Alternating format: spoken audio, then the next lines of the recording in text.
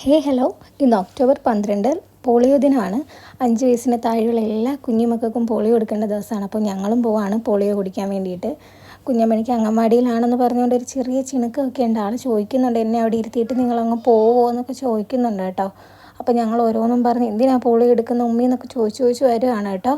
അപ്പോൾ വാപ്പി ഇടയ്ക്ക് പറഞ്ഞു കൊടുക്കില്ല, ഞങ്ങൾ നിന്നെയും കൊണ്ടേ വരുള്ളൂ, ഇന്ന് സൺഡേ അല്ലേ, നമുക്ക് പുറത്ത് പോകാമെന്നൊക്കെ പറഞ്ഞിങ്ങനെ കൊണ്ടുവരുവാണ്. ദാണ്ട് ഈ ഇടവഴി കൂടെ പോണതാണ് കേട്ടോ നമ്മുടെ അംഗൻവാടി, നമ്മുടെ വീടിൻ്റെ തൊട്ടടുത്ത് തന്നെ.